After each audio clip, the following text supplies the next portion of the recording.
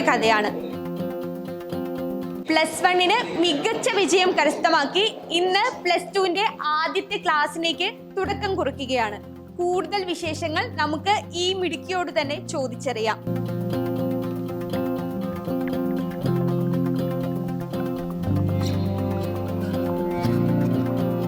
Hi aunty, എന്തൊക്കെയുണ്ട് വിശേഷം? ഇപ്പോൾ +1 റിസൾട്ട് വന്നു, ഇപ്പോൾ +2 ആദ്യത്തെ ക്ലാസ് ആണ്. അപ്പോൾ ഈ നിമിഷത്തിൽ എന്താണ് തോന്നുന്നത്? ഭയങ്കര സന്തോഷമുണ്ട്.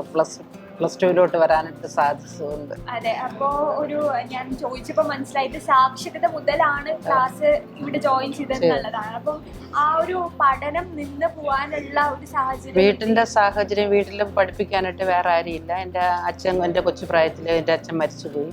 അമ്മ മാത്രമാണുള്ളത്. ഞങ്ങൾ 7 സഹോദരങ്ങളാണുള്ളത്. അപ്പോഴെനിക്ക് പഠിക്കാൻ പറ്റിയില്ല. എനിക്ക് കൊച്ചു പ്രായം മുതലേ പഠിക്കണമെന്ന് ഭയങ്കര ആഗ്രഹമുണ്ടായിരുന്നു. ഇപ്പോഴാണ് അതിന് സാധിച്ചത്. ഈ ഒരു നിമിഷത്തിലാണ് എനിക്ക് സാധിച്ചത്. അപ്പോ ഇപ്പം ഞാൻ ടീച്ചറോട് സംസാരിച്ചപ്പോൾ പറഞ്ഞു, രാവിലെ കുറെ കാര്യങ്ങൾക്ക് ശേഷമാണ് ക്ലാസ്, ജോലിക്കൊക്കെ പോയിട്ടാണ് ഞാൻ വരുന്നത്.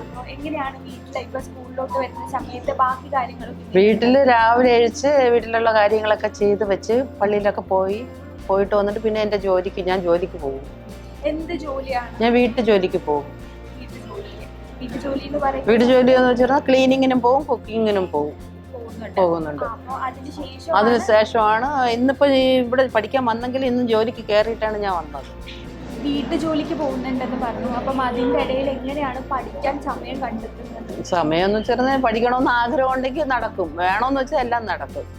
നമുക്ക് ജോലി മാത്രമല്ല, പഠിക്കണമെന്നും കൂടെ ആഗ്രഹം എനിക്കുണ്ട്. അതുകൊണ്ട് ആ പഠിത്തത്തിന്റെ ജോലിയും വേണം, പഠിത്തവും വേണം, രണ്ടും വേണം. വീട്ടിലൊക്കെ മക്കളൊക്കെ നല്ല സപ്പോർട്ടുണ്ട്. മക്കളുണ്ട്, മരുമക്കളുണ്ട്, 3 മക്കളുണ്ട് എനിക്ക്. അതിൽ മരുമക്കൾ സപ്പോർട്ടുണ്ട്, മക്കൾ സപ്പോർട്ടുണ്ട് പഠിക്കാനായിട്ട്. നമുക്ക് എന്തെങ്കിലും സംശയം ഉണ്ടെങ്കിൽ അവരോട് ചോദിച്ചാൽ അവർ പറഞ്ഞൊക്കെ തരും. ഇപ്പൊ ഇംഗ്ലീഷാണ് എനിക്ക് കുറച്ച് ബുദ്ധിമുട്ടായിട്ട് തോന്നിയിട്ടുള്ളത്. ബാക്കിയൊക്കെ കുഴപ്പം. ടീച്ചറോട് ചോദിച്ചാൽ നല്ല സപ്പോർട്ടാണ്. ടീച്ചറൊക്കെ സപ്പോർട്ടാണ്. ഏത് കാര്യം ചോദിച്ചാലും നല്ല സപ്പോർട്ടാണ്. ഇപ്പൊ മാറി. ആദ്യമൊക്കെ ഭയങ്കര വിഷമമായിരുന്നു. നമ്മളൊരു ബാങ്കിൽ പോയാലോ വേറെ എവിടെയെങ്കിലും പോയാലോ നമുക്കൊരു ഫോം പൂരിപ്പിക്കണമെങ്കിൽ ഓരോരുത്തരടുത്ത് അവരടുത്ത് കാല് കൈ പിടിക്കണം, അല്ലെങ്കിൽ ആരെങ്കിലും കൂടെ കൂട്ടിക്കൊണ്ട് പോകണം. ആ ഒരു ബുദ്ധിമുട്ട്. അത് മാത്രമല്ല, നമ്മൾ പള്ളിയിലെ കാര്യത്തിനൊക്കെ പോകുന്ന സമയത്ത് പള്ളിയിൽ നമുക്ക് BCC ഇതിനൊക്കെ കൂടുന്ന സമയത്ത് സ്വന്തമായിട്ട് നമുക്ക് എഴുതി കൊടുക്കാൻ നമുക്ക് പറ്റില്ല. അതിന് ഒരുപാട് അവഗണനയൊക്കെ ഞാൻ ഏറ്റിട്ടുണ്ട്. ഒരുപാട് ബുദ്ധിമുട്ട് ഓരോരുത്തർ പറയുന്നത് കേട്ടിട്ടുണ്ട്. അതുകൊണ്ട് ഇനി സ്വന്തമായിട്ട് പഠിച്ചിട്ട് വീണ്ടും അതിലോട്ടൊന്ന് കയറണമെന്നുള്ളൊരു ആഗ്രഹമുണ്ട്.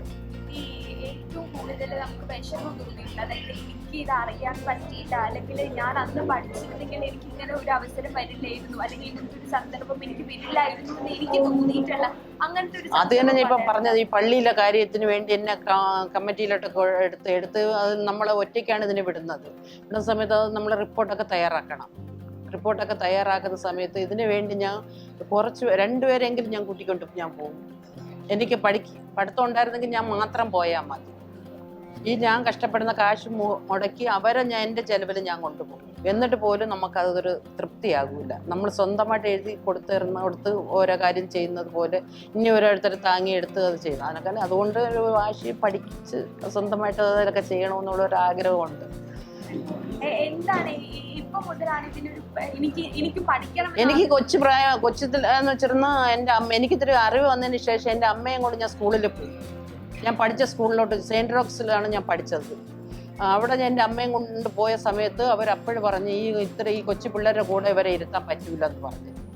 അപ്പോഴും മുതൽ എനിക്കൊരു വാശിയായി. എനിക്ക് എങ്ങനെയെങ്കിലും പഠിക്കണം എന്നുള്ളൊരു വാശിയുണ്ടായിരുന്നു എനിക്ക് എങ്ങനെയെങ്കിലും. അതുകൊണ്ട് ഞാൻ കുറച്ച് പേരുടെ അടുത്ത് ട്യൂഷൻ വരെ ഞാൻ പോയിട്ടുണ്ട്. എൻ്റെ മക്കളെ പഠിപ്പിക്കുന്ന ടീച്ചറിൻ്റെ അടുത്ത് വരെ ഞാൻ ചോദിച്ചിട്ടുണ്ട്, ടീച്ചറെ ഞാനും കൂടെ പിള്ളേരൊക്കെ സ്കൂളിൽ പോയതിനു ശേഷം ഞാൻ വരട്ടെന്ന് ചോദിച്ചപ്പോൾ അവരൊരുമാതിരി കളിയാക്കിയിട്ടില്ല. ഒരുപാട് എനിക്ക് ഭയങ്കരമായിട്ടൊക്കെ വിഷമം അനുഭവിച്ചത് കൊണ്ടാണ് ഞാൻ തീരെ ഇതിനു വേണ്ടി ഇറങ്ങിയത്. ഇപ്പോഴും ഞാൻ 10 പാസ്സായതിനു ശേഷം എൻ്റെ മരുമോളല്ല മോളാണ് എനിക്ക്. അവളുടെ കോളിൽ ഇട്ട് അവൾക്ക് ആര് വിളിച്ചിരുന്നാലും ഇതെൻ്റെ അമ്മ പാസ്സായെന്ന് അറിയാൻ വേണ്ടി ആ മോള് ഇതിലിട്ട് അത് കണ്ടാണ് എല്ലാവരും എന്നെ വിളിച്ച് ചോദിക്കുന്നത്, ചേച്ചി പഠിച്ച. ഞാൻ അപ്പോഴും ഞാൻ ചോദിച്ചില്ലേ എനിക്ക് പഠിക്കണമെന്ന് ആഗ്രഹം. അയ്യോ ഞാനത് കളിയാക്കിയല്ലേ, കളി എന്നിട്ടല്ലേ വിചാരിച്ചതെന്ന്. ആ മിടിക്കുകയാണല്ലോ എന്ന് പറഞ്ഞു. അത് കേട്ടപ്പോൾ ഭയങ്കര സന്തോഷമുണ്ട്. ഇങ്ങനെയുള്ള ആളുകളോട് എന്താണ് ആന്റിക്ക് പറയാനുള്ളതെന്ന് വെച്ചിരുന്നാൽ, ഇനി ഇതുപോലെ പഠിക്കാൻ കഴിവില്ലാത്ത പഠിക്കാതിരിക്കുന്നവർക്ക് പഠിക്കണമെന്ന് തോന്നുവാണെങ്കിൽ ഇതുപോലെ വന്നു തീർന്ന നല്ലൊരു അവസരമാണ്. എന്ത് കാര്യം വേണമെങ്കിലും നമുക്ക് ആരെയും ബുദ്ധിമുട്ടിക്കാതെ ഇപ്പം തന്നെ നമുക്ക് കുറച്ച് കാര്യമെങ്കിലും സ്വന്തമായിട്ട് ചെയ്യാനായിട്ടുള്ള കഴിവ് വന്നിട്ടുണ്ട്. ആരെങ്കിലും സംസാരിക്കാനായിട്ടായിരുന്നാലും എന്തെങ്കിലും ചെയ്യാനായിട്ടായിരുന്നാലും നമുക്ക് ജോലിയും വീടും മാത്രമല്ല, നമുക്ക് ഇതും കൂടെ പഠിത്തവും കൂടെ നമുക്ക് ആവശ്യമാണ്. അതുകൊണ്ടായിരുന്നു ഇപ്പോൾ ഒരുപാട് എനിക്ക് മാറ്റം കിട്ടിയിട്ടുണ്ട്.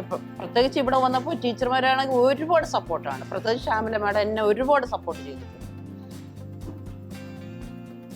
എനിക്ക് നല്ല സപ്പോർട്ടാണ്. എൻ്റെ കൂടെയുള്ള പഠിക്കുന്ന പിള്ളേരൊക്കെ ആണെങ്കിൽ ഭയങ്കര സപ്പോർട്ടാണ്. അവരിൽ ഒരാളായിട്ടാണ് എന്നെ കണക്കാക്കി. എനിക്ക് അറിഞ്ഞുകൊണ്ടെങ്കിൽ അവർ കൂടെ ഇരുന്ന് എന്നെ പഠിപ്പിച്ച് തരും. അതുകൊണ്ട് എനിക്ക് ഭയങ്കര സപ്പോർട്ടാണ് എനിക്ക്. അല്ല, ഇപ്പം +2 കടക്കുന്നത്. ഇത് കഴിഞ്ഞ് കഴിഞ്ഞാൽ ഡിഗ്രിയും PG ഒക്കെ ഉണ്ട്. അപ്പം എന്താണ് ആഗ്രഹം? ഡിഗ്രിക്ക് പോകണമെന്ന് ആഗ്രഹമുണ്ട്.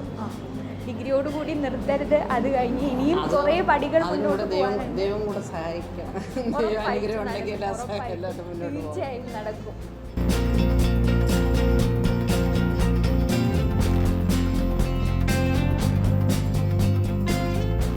സമ്പൂർണ്ണ സാക്ഷരതയുള്ള കേരളത്തിൽ പഠനം പകുതി വഴിയിൽ ഉപേക്ഷിക്കപ്പെട്ടവർക്ക് ഒരുപാട് പദ്ധതികളാണ് സർക്കാർ ആവിഷ്കരിച്ചിരിക്കുന്നത്. ഇപ്പോൾ കണ്ട ജൂബിറ്റ് മേരിയുടെ കഥ ഒരുപാട് പേർക്ക് പ്രചോദനമാകട്ടെ എന്ന് പറഞ്ഞുകൊണ്ട് ക്യാമറാമാൻ വിനോജ് P. സോമനോടൊപ്പം ഹരിത ഹരിദാസ്, കൈരളി ന്യൂസ്.